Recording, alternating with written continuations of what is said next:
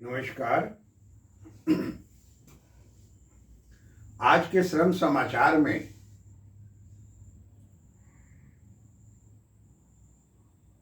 एक ऐसा विषय पर चर्चा करना है जो कर्मचारियों के जीवन से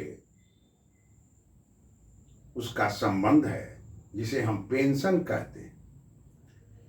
तो देश में और विदेश में दोनों जगह उसका अध्ययन कर रहे थे। तो देश और विदेश में क्या परिस्थिति है, क्या भारत जैसा ही परिस्थिति सभी देश का है? अब आगे चलें। अब ऐसे इसको देखें। एक शिकारी था। तो पुस्तकों में हम लोग जब बच्चे थे तो पढ़ाया जाता था, शिकारी आएगा, जाल बिछाएगा, दाना डालेगा, लोभ से उसमें फंसना नहीं। चिड़िया को तो फंसना ही है, और उसके बाद जो उसकी दुर्गति होती है वो होना है। क्योंकि विषय हमारा देश और विदेश में पेंशन के बढ़ते हुए बोझ के ऊपर। अब आप ये समझे कि शिकारी आया, जाल बिछाया, दाना डाला, लोभ से फंसे, और उसके बाद फिर पक्षी का खेल समाप्त। बिहार में ट्रक चलते हैं। ट्रक चलाने वाले बहुत शिक्षित नहीं होते, लेकिन ऐसा नहीं, ट्रक के पीछे बहुत उपदेश लिखे रहते हैं। और उपदेश ये भी उपदेश लिखे रहते हैं। ट्रक ठीक है जा रहा है, और पीछे से अगर ट्रक के आप चल रहे हैं तो वहां उपदेश है। और एक उपदेश ये भी आता है बिहार में, बिहार के ट्रकों के पीछे कि लटकला तक गेला बेटा।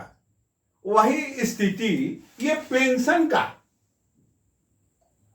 देश में विदेश में। अब हम अपने विषय पर आ जा रहे हैं। संसार में लगभग 200 देश हैं, उससे कुछ कम है।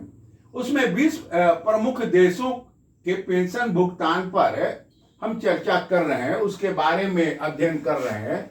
20 जो प्रमुख देश हैं वहां 78 लाख करोड़ डॉलर की पेंशन देने में कमी हो रही है। उसमें भारत भी है।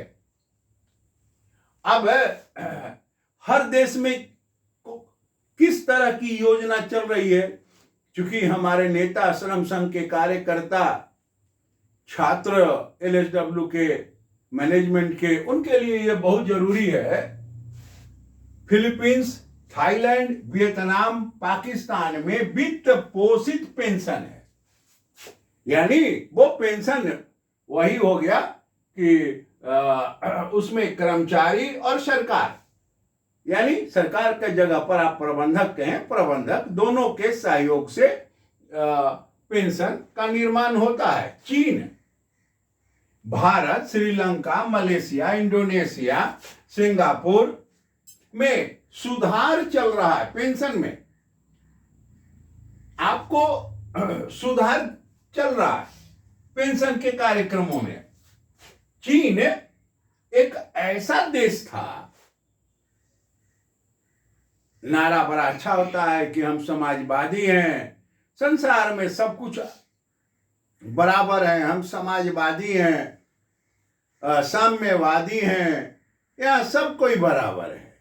लेकिन जब पैसा खर्च हो जाता है तब अब यहाँ देखें, चीन में पेंशन कर्मचारियों का 80 से 100% मिलता था। यानी मूल वेतन का भारत में कट के मिलता है, 50 मिलता है जो पुराना पेंशन स्कीम है, और यहाँ चीन में 80 से 100% चीन पहले पेंशन देता था। उसके बाद कर्मचारियों के ऊपर, उसके बाद उनके यहां संकट आ गई। स्वाभाविक है। एक शिक्षक थे, एक कथा कहते थे कि जब जमींदारी गई तो 12 लाख रुपया उनको मिला, 12 लाख रुपया पटना के ट्रेजरी से लेने के लिए वो अपने गाड़ी लेके आए, ट्रक लेके आए, उस पर रुपया लादा, 5 गार्ड लेके आए और गार्ड के संरक्षण में 5 लाख रुपया लेके चल दिए। विगत 8-10 वर्षों में घर पर पहुंचे, रुपया रखा गया और गार्ड की ड्यूटी लग गई पुलिस की। 5-6 वर्षों में समूचा वो 12 लाख रुपया जो जमींदार साहब को, पूर्व जमींदार साहब को मिला, वो रुपया उनका कर्मचारियों के वेतन के ऊपर खर्च हो गया। आय का साधन ही नहीं है और वेतन तो देना है ना, वेतन स्वाभाविक है, वेतन और पेंशन तो खर्च हो गया। और उसके बाद वो कर्मचारियों का